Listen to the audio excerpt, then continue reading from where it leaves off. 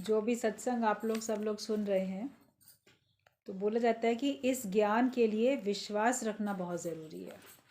विश्वासी का ही बेड़ा पार होता है। अगर आपके अंदर में विश्वास है तो आपको ज्ञान लगेगा, और अगर विश्वास ही नहीं है तो फिर ज्ञान कैसे लगेगा? ज्ञानवान तो आप फिर बन नहीं सकते हो। तो विश्वास होना बहुत ज़रूरी है। श्रद्धा हो, विश्वास हो, और सत्संग में भी, ज्ञान में भी, और जिसके द्वारा हम ज्ञान ले रहे हैं गुरु में भी विश्वास होना चाहिए। तो एक दृष्टांत है कि नारद ने भिष्टी गुरु किया पर अश्रद्धा रखी, तो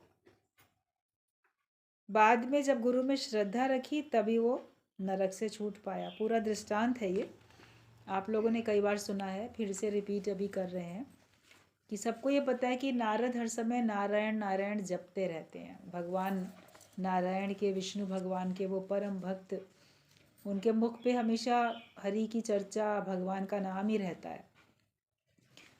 तो वो एक बार आए भगवान के विष्णु लोक में, आते जाते रहते थे, आए बैठे, तो भगवान भी कभी हर एक के हृदय में गुरु के प्रति विश्वास जगाना चाहते हैं और सबको गुरुवान बनना है, ये भगवान शिक्षा देते हैं।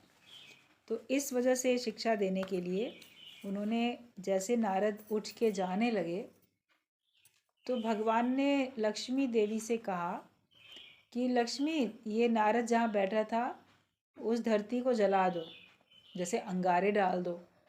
कोई चीज़ अशुद्ध हो जाती है तो उसको शुद्ध करने के लिए आग में डालते हैं तो वो शुद्ध हो जाती है। तो धरती को भी जैसे अंगारे डाल के जला दो ताकि ये धरती अशुद्ध हो गई है, ये शुद्ध हो जाए। अब जैसे नारद ने बात सुनी, बहुत आश्चर्यचकित हुआ। कहता है, भगवान मेरे बैठने से धरती अशुद्ध हो गई है? ये आपने क्या कह दिया? मैं तो आपका परम भक्त हूँ, मेरे अंदर कोई खराबी नहीं, मैंने कोई आचरण गलत नहीं किया, तो मेरे बैठने से धरती अशुद्ध कैसे हो गई? आप इसको जलाने के लिए कहते हैं। तो भगवान ने कहा कि तुम्हारे अंदर दोष तो कोई नहीं, खोट कोई नहीं है, कर्म भी तुम्हारे ठीक हैं, लेकिन तुम्हारे बैठने से धरती अपवित्र हो गई है, क्योंकि तुम गुरुवान नहीं हो, तुमने कोई गुरु नहीं किया। जो निगुरा व्यक्ति होता है, जिसका कोई गुरु नहीं होता, तो वो तो जहाँ बैठेगा उस स्थान को अपवित्र ही करेगा, क्योंकि उसके अपने अंदर में पवित्रता नहीं होगी तो अपवित्र करेगा। क्योंकि तुम गुरुवान नहीं हो, तुमने कोई गुरु नहीं बनाया, कोई गुरु नहीं किया, इसलिए ये धरती अपवित्र हो गई है, तो उसको शुद्ध करना पड़ेगा। तो नारद बोलते हैं कि मुझे गुरु करने की क्या आवश्यकता है? मैं तो आपका परम भक्त हूँ और आपके पास रोज़ मेरा आना जाना होता है। गुरु भी तो हमें भगवान से ही मिलाएगा, और मुझे भगवान पहले ही मिल गए हैं, तो फिर मुझे तो गुरु करने की कोई आवश्यकता ही नहीं है। मगर भगवान ने कहा कि नहीं, चाहे भगवान तुम्हें मिल भी जाएं तो भी जीवन में गुरु का होना अति आवश्यक है। तो नारद कहता है कि अब क्या करें, गुरु बनाएं। तो भगवान ने कहा, किसी को तुम अपना गुरु बना के आओ, गुरुवान बन के आओ, तब तुम यहाँ पे धरती पे बैठने के लायक बनोगे, तब अशुद्ध नहीं रहेगी धरती। तो बोले कि आप ही बता दीजिए मैं किसको गुरु बनाऊं। सोच में पड़ गया नारद, किसको गुरु बनाएं? तो भगवान, आप जिसको कहेंगे मैं उसी को गुरु बना लूँगा, क्योंकि गुरु किसी को बनाएंगे तो हमें उसकी आज्ञा में चलना पड़ेगा ना, और आज्ञा मान सदा सुख पाए। जब तक हम आज्ञा नहीं मानेंगे तब तक हम सुख नहीं पा सकते। तो आप जिसको कहेंगे मैं उसको गुरु मान लूँगा। भगवान ने कहा ठीक बात है, हम भी किसी एक का नाम नहीं लेते हैं, सब भगवान की लीला थी उसको सिखाने के लिए। तो भगवान ने कहा, कल जब तुम सवेरे अपने घर से बाहर निकल के आओगे कहीं भी जाने के लिए, तो तुमको जो सबसे पहला व्यक्ति दिखे उसी को गुरु बना लेना, तो बस काम तुम्हारा पूरा, उसी को गुरु मान लेना। नारद बोला, बहुत अच्छी बात है, जो भी पहला व्यक्ति मिलेगा मैं उसी को गुरु मान लूँगा, उसी को कह दूँगा ओके मेरे को अपना शिष्य बनाओ, मैं आपको गुरु बनाता हूँ, तो फिर तो मेरा नहीं रहेगा दोष। बोले फिर नहीं रहेगा। अब अगला दिन हुआ, नारद सवेरे सवेरे उठे, बोले जो पहला व्यक्ति दिख जाएगा उसी को हम गुरु मान लेंगे। भगवान की कुदरत लीला ऐसी कि जब वो निकला तो सड़क पे उसको कोई नहीं दिख रहा था। थोड़ा आगे चला तो एक भिश्ती जा रहा था नाली धोता हुआ। पुराने ज़माने में भिश्ती लोग होते थे जो कि उनके पास मशक होती थी, चमड़े की बनी हुई एक बड़ा सा थैला होता था चमड़े का बना हुआ, उसमें पानी भर के और वो नालियों को सफाई सवेरे सवेरे धोते हुए, पानी डालते हुए और झाड़ू से उसको धोते हुए जाते थे, साफ करते थे। तो उसने देखा ये तो भिश्ती जा रहा है, ये दिख गया नाली धोता हुआ, पानी डाल के नाली में सफाई करता हुआ। अब भगवान की बात याद है कि जो पहला व्यक्ति दिखेगा उसी को गुरु मानना है। अब ये क्या गुरु बन गया, ये तो ऐसा निकृष्ट ऐसा कार्य करने वाला। गुरु तो कोई विद्वान हो, कोई पंडित ब्राह्मण, कोई विद्वान गुरु हो, और ये तो ये कार्य करता है, ये मुझे क्या शिक्षा देगा। लेकिन भगवान ने कहा है पहले व्यक्ति को ही गुरु मानना है। तो उसके पास गया, कहता है कि मैं आपको अपना गुरु बनाना चाहता हूँ। भगवान ने ऐसे ऐसे मुझे बताया है कि जो पहला व्यक्ति दिखे गुरु बना लो, तो मैं आपको अपना गुरु बनाना चाहता हूँ, आप मुझे अपना चेला बना लो, शिष्य बना लो। भिश्ती बड़ा खुश हो गया, कहता हाँ हाँ बन जाओ हमारे चेले, हमारे शिष्य, हम तुम्हारे गुरु। बोले स्वीकार कर लिया, आज से तुम मेरे शिष्य हो, और तुमने स्वीकार कर लिया कि मैं तुम्हारा गुरु हूँ। तो खुश हो गया वो भिश्ती भी कि ठीक है, नारद मेरे को शिष्य बन के मिल गया। और इसके मन में मलाल था कि अरे क्या मेरे को गुरु भी मिला तो भिश्ती मिली, लेकिन मानना था भगवान का कहना। चला गया भगवान के पास, भगवान गुरु बना के आ गया। गुरु उसने मुझे अपना शिष्य मान लिया, मैंने उसको अपना गुरु मान लिया और बता दी सारी बात। अब बैठ गया वहाँ पे नारद, थोड़ी देर बैठ के बातचीत करके जब जाने लगा तो भगवान विष्णु ने फिर कहा लक्ष्मी इसकी धरती जला दो। कहता अरे अब क्या हुआ, अब तो मैं गुरु भी बना चुका, गुरुवान बन के आया हूँ, तो अब धरती क्यों जला दो। तो भगवान ने कहा गुरु तो तुमने धारण किया, गुरु तो बनाया, मगर उसमें शंका रखी, उसमें विश्वास नहीं रखा कि हाँ ये मेरा गुरु है। तो जिस व्यक्ति में विश्वास नहीं रखोगे तो उसकी बात कैसे मानोगे, और उसमें शंका रखी कि ये हमें क्या शिक्षा दे सकता है। तो तुमने चूंकि गुरु में शंका रखी है, विश्वास नहीं रखा, तो धरती तो अपवित्र हुई। लेकिन इसका दोष भी है, गुरु किसी को बनाने के बाद उसको ऐसे उसमें इस प्रकार की शंका नहीं रखनी चाहिए कि ये हमें क्या ज्ञान दे सकता है, ये तो ऐसा है, ये तो वैसा है। तो ये दोष तुमने किया, पाप किया, तो इसका दंड तुम्हें नरक भोगना पड़ेगा, तुम्हें अब नरक में जाना पड़ेगा। कहता भगवान ये क्या हुआ, शंका तो रखी थी लेकिन मुझे नरक में जाना पड़ेगा इतनी सी बात के लिए। नरक से छूटने का भगवान मुझे माफ़ कर दो, कोई उपाय बताओ। बड़ी भगवान से कहने लगा, प्रार्थना करने लगा। भगवान ने कहा ऐसा है, नरक से छूटने का उपाय अब मैं नहीं बताऊंगा, अब गुरु बताएगा। जाओ अपने गुरु से पूछो जाके, अब तो तुम गुरुवान हो, जो भी तुम्हारी समस्या आएगी वो तुम्हारा गुरु बताएगा। तो नरक से छूटने का उपाय हम नहीं बताएंगे, हमने तो कह दिया तुम्हें नरक जाना पड़ेगा, गुरु से पूछ के आओ। उठा गया, बड़ा अपने पे पछताया, फिर बोला ठीक है अब गुरु से ही पूछता हूँ। जाके गया वहाँ पे, फिर उसको भी सारी बात बतानी पड़ी कि आप में मैंने ऐसे ऐसे शंका रखी तो मुझे नरक जाने का भगवान ने कह दिया, और आप बोला कि मैं आप में पूरी श्रद्धा रख रहा हूँ, पूरा विश्वास रख रहा हूँ, बस आप मुझे नरक से छुड़ा दो, नरक से मेरे को बचा लो, और मैं कभी भी शंका नहीं रखूँगा, आपको बहुत अच्छा मानूंगा। हृदय से उसने इस बात का पछतावा करके उससे प्रार्थना की गुरु से।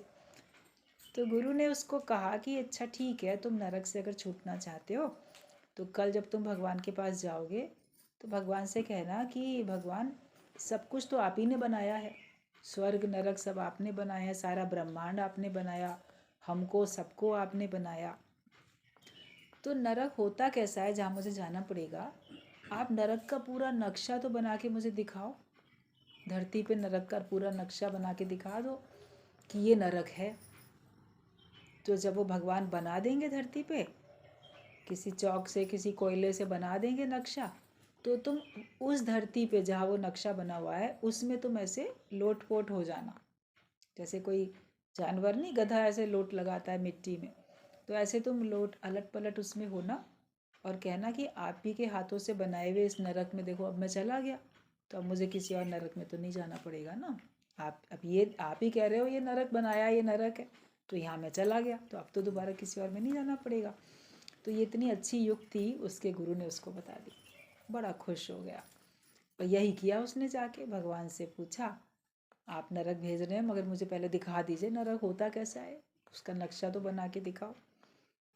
भगवान ने भी मंगवाया कोयला, उससे लकीरें खींच के पूरा ऐसा उसका नक्शा बना दिया, ऐसा नरक होता है, इसमें वैतरणी नदी होती है, यहाँ पे आग जलती है, ये होता है, वो जो भी कुछ होता है नरक के वर्णन आप लोगों ने कभी गरुड़ पुराण पढ़ी होगी या सुनी होगी तो उसमें सुना होगा।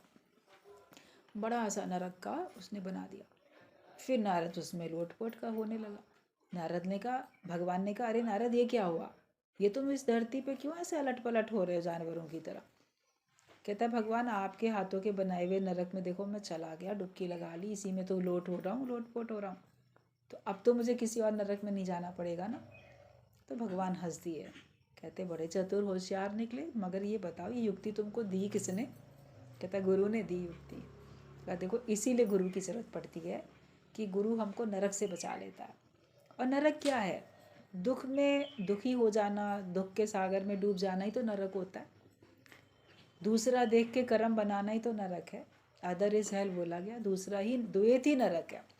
तो गुरु हमको द्वैत से बचा लेता है और हमको कर्मों के प्रति सुजाग सावधान कर देता है, और जैसे शूली को कांटा कर देता है। गुरु की युक्तियाँ होती हैं, अगर गुरुवान नहीं होता और गुरु युक्ति नहीं बताता तो उसको सचमुच के नरक में जाना पड़ता है ना। ऐसे तो केवल नक्शे के ऊपर ही उसने लोटपोट लगा दी, नरक में तो चले ही गया एक तरीके से। तो कैसे गया भी और नहीं भी गया। तो गुरुवान बनने से हम कष्ट के बीच में जाते भी हैं, कर्मों के फल भोगने के लिए जाते भी हैं, लेकिन ऐसे जाते हैं कि हमको उसका असर नहीं होता, बेअसर हो जाता है।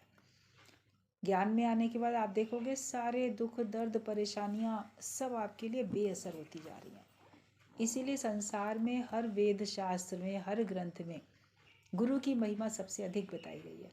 और भगवान ने भी ये सारी युक्ति की थी, ये सब भगवान की लीला थी, नारद को भी और समस्त संसार को गुरु के प्रति श्रद्धा और विश्वास रखने के लिए और गुरुवान बनने के लिए। तो कोई लोग क्या करते हैं कि केवल गुरु बना लेते हैं, फलाना है उसके पास गए, गुरु मंत्र ले लिया और ये मेरा गुरु बन गया, लेकिन गुरु की बताई हुई शिक्षाएं ना सुनते हैं ना उसके ऊपर अमल करते हैं। तो वो भी उनका अधूरा ज्ञान है, आधा अधूरा ही बनाया। या गुरु में भी शंका रखते हैं, शंका रखोगे तो फिर आपका काम नहीं बनेगा। विश्वास पूरा रखो, जिसके अंतर विश्वास प्रभु आया, तत्व बोध बोध तिस मन प्रगटाया। जिसको विश्वास हो जाता है, भगवान में विश्वास दिलाने के लिए भी गुरु होता है, और गुरु के ज्ञान से हम उसमें भी विश्वास रखते हैं, अपने में भी रखते हैं, सब में रखते हैं। विश्वास रख के तो तत्व बोध हमारे अंदर प्रकट होता है। अगर हम विश्वास नहीं करें तो हमको कहाँ बोध होगा, हमको ज्ञान हो नहीं सकता है। तो विश्वासी होना बहुत ज़रूरी है। ज्ञान को सुनो समझो, और हम किसी के कर्मों में नहीं जाएं। व्यक्ति दूसरे के कर्म देखता है, उसने ऐसा किया, उसने ऐसा किया, अपनी ओर नहीं निहारता कि मैं क्या करता हूँ, मैं क्या सोचता हूँ, मैं कैसा हूँ। या गुरु के भी देखता है, वो ऐसा करता है, वो वैसा करता है। लेकिन हमें ज्ञान से मतलब होना चाहिए।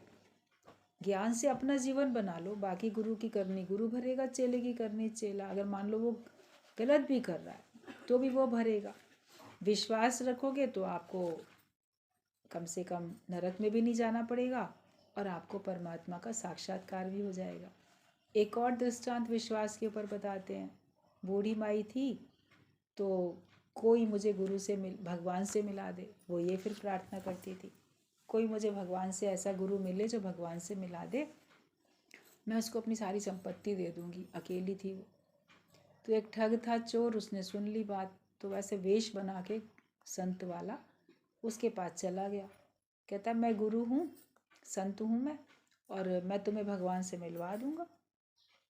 अब तुम कह रही थी, मैंने सुना था खिड़की से कि तुम अपनी सारी संपत्ति दे दोगी उसको, जो भी उसके पास जेवर वगैरह थे, सोना चांदी जो कुछ था।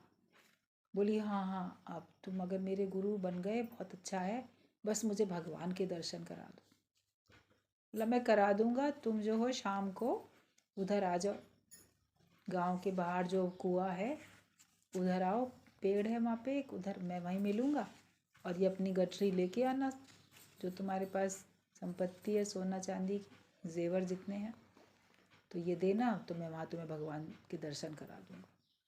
अब वो तो विश्वास रखे हुए थी पूरा, उसको ये थोड़ी था कि ये ठग है, पूर्ण विश्वास कि हाँ ये मुझे भगवान के दर्शन कराएगा। चली गई शाम को सरल स्वभाव पूर्ण विश्वास के साथ। अब शाम हो जाती है तो कोई वहाँ कुएं में पानी भरने शाम में रात में नहीं आते हैं, सुनसान होता है गांव में उधर। वहाँ पहुँची तो जो ठग बना था वो चोर गुरु बन के खड़ा था, उसने गठरी उससे ले ली, उसने दे दी कि ये ले लो। अच्छा, बोला इस कुएं के अंदर झांको और इसी में से तुम्हें भगवान दिखेंगे।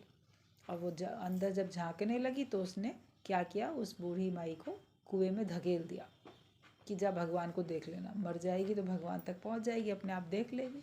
और लेके अपना जाने लगा। अब भगवान तो कण कण में मौजूद है।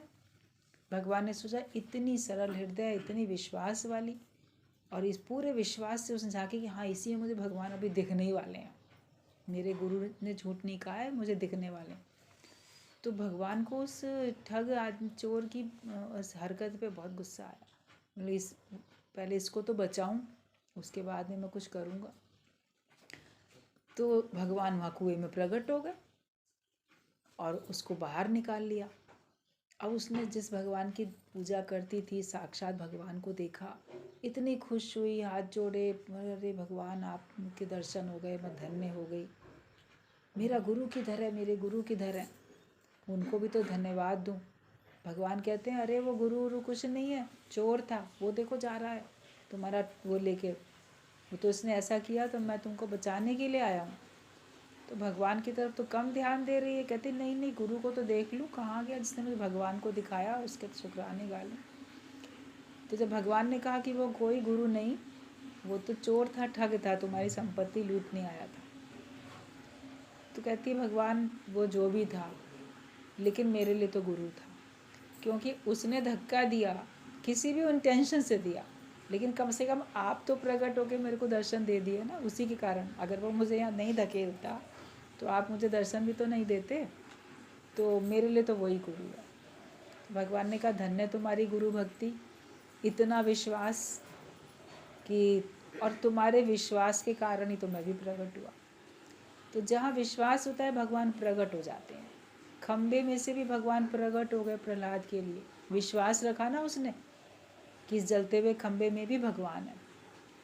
तो जब सब तरफ हम विश्वास रखते हैं तब वास्तव में हमको परमात्मा का साक्षात्कार हो जाता है, और गुरु हमारे जीवन में आके हमको ज्ञान दे के हमें विश्वासी बनाता है।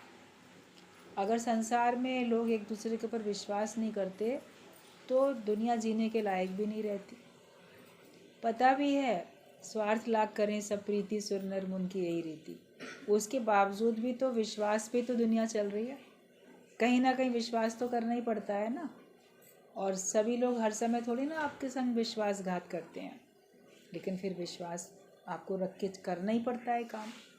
अपने अंदर में ये देखो कि मैं ज्ञानवान बन के जीऊँ, गुरुवान बन के जीऊँ और ज्ञानवान बन के जीऊँ, और गुरु की बताई हुई युक्तियों से अपने जीवन को सुचारू रूप से चला सकूँ। गुरु हमको दिक्कत परेशानियों से बचा लेता है, उनका एक एक वचन हमको व्यवहार में भी सिद्ध करता है और हमारे परमार्थ को भी सिद्ध करता है। तो इसीलिए हमारे जीवन में गुरु की अति आवश्यकता होती है। हर एक राही को सत्संग की ज़रूरत है, जो भी ज्ञानवान है, अज्ञानी है, जो भी इस जीवन की यात्रा में चल रहे हैं, सबको सत्संग की ज़रूरत है। क्योंकि अगर सत्संग मिलेगा गुरु के द्वारा तो उनका जीवन की यात्रा सुखद हो जाएगी। वरना जीवन तो सभी जीते हैं, कोई हंस के जीवन गुजारता है तो कोई रो के जीवन गुजारता है, अफसोस में कोई गुजारता है। ज्ञानवान हो जाते हो तो आप अपना जीवन बड़े आनंद में गुजारते हो, एक एक पल का आप आनंद लेने वाले बन जाते हो। तो गुरु हमें युक्तियाँ देता है, उस युक्तियों से हम सब दुखों से, कर्मों से, नरक से भी छूट जाते हैं। गुरु मिलने के बाद भी हमेशा अंदर अपनी मझियारिन वाली ड्रेस याद रखना। मतलब पहले तुम कैसे थे, अज्ञानी थे, और तुम्हारे स्वभाव कितने खराब थे, तुम्हारी आदतें कितनी खराब थीं, तुम कितने कर्म बनाते थे, वो भी याद रखो, ताकि आज का जीवन तुम कंपेयर कर सको और गुरु के शुक्राने में हमेशा रहो कि आज मैं इतना अच्छा हूँ, मैं जो भी कुछ हूँ तो वो गुरु की कृपा है, उसके ज्ञान के कारण से ही हूँ। अगर गुरु ना मिलते हमको तो ना जाने फिर हम कहाँ होते। तो ज्ञान से पहले हमारा जीवन कैसा था? संसार को ही सत्य समझते थे, नए नए कर्म बनाते थे, माया को ही सच समझ के, इसी के दुख सुख को सच समझ के जीवन जीते थे। परमात्मा भी पाना है ये तो पता ही नहीं था, जन्म मरण के चक्कर से छुटकारा पाना चाहिए ये तो पता ही नहीं था। कैसी गफलत वाली ज़िंदगी थी, अगर देखा जाए तो हर एक की कितनी गफलत वाली ज़िंदगी थी।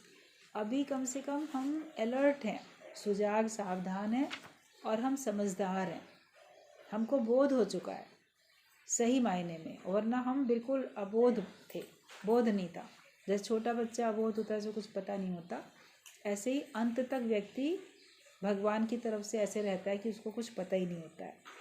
तो ज्ञान में आने के बाद भी, गुरु मिलने के बाद भी अपनी पुरानी अगर जीवन याद रखोगे तो तुम हमेशा गुरु के आगे नम्रता भाव में रहोगे, अहंकार कभी नहीं करोगे। वरना कहा जाता है मिली दात तो विसरिया दाता। अगर हमको जो कुछ मिल गया भगवान की तरफ से, उसके बाद हमको देने वाला भूल जाता है। जिसने दिया, जिसकी कृपा से मिला, उसे हमेशा याद रखें। और मैं क्या था, आज मैं जो हूँ किसकी कृपा से, तो कभी अहंकार नहीं आएगा और आप नम्रता भाव में रह के परमात्मा को प्राप्त कर सकोगे। जहाँ प्रेम है वहाँ अहंकार नहीं है, और जहाँ अहंकार है वहाँ प्रेम नहीं रहता है। इसलिए भक्त हमेशा अपनी नम्रता भाव में रहे और गुरु अपनी नम्रता में रहे, दोनों को अपनी अपनी नम्रता भाव में रहना है। अंत तक हमें सावधानी चाहिए, अपनी सावधानी हमको अंत तक चाहिए। जानत तुम ही हो जाए, भगवान को जानते जानते तुम भगवान का रूप बन जाओ। जिसको जानते हैं उसके जैसे हम बनते जाते हैं। जिसके साथ भी आपकी मित्रता होती है तो देखो, आप अक्सर मित्रता में मित्र के जो भी स्वभाव होते हैं वो आपके वैसे भी बन जाते हैं। उसी प्रकार की भाषा भी आप बोलने लगते हो, उसी प्रकार के विचार आपके बन जाते हैं। तभी कहा जैसी संगत होती है वैसी रंगत तुम्हारे पर लग जाती है। As the company so the colour. तो एक दूसरे को देख के जो ज़्यादा डोमिनेट कर जाता है तो दूसरा उससे प्रभावित होके या उसकी बातों में आके वैसा ही बन जाता है। तो जब हम परमात्मा से प्रेम करते हैं, ज्ञान से प्रेम करते हैं, तो हम ज्ञानवान बन जाते हैं। साध संगत के बीच में रहते हैं तो हम भी साध संगत वाले स्वभाव के बन जाते हैं। अज्ञानियों के बीच में आप अज्ञानी बनोगे, ज्ञानियों के बीच में ज्ञानी बनोगे। भगवान के बारे में जानते जानते आप भगवान का स्वरूप बन जाओगे। इसीलिए बोला गया कि जानत तुम ही हो जाए। जो तुमको जान लेता है भगवान, जो तुमको जान जाता है वो तुम्हारा बन जाता है, तुम्हारा रूप बन जाता है। तुम्हारा तो बनता ही है लेकिन वो तुम्हारा स्वरूप बन जाता है। तो इतना ज्ञान पक्का करो, विश्वास पक्का करो और अपना जीवन सरल, एकदम सरलता के साथ अपना जीवन बिताएं। किसी प्रकार की हेरा फेरी नहीं हो, विश्वास रख के बैठेंगे तो फिर हमारा बेड़ा पार हो जाएगा। सत्संग के पॉइंट तो आज इतने पढ़े जाएंगे, बाकी आप लोग को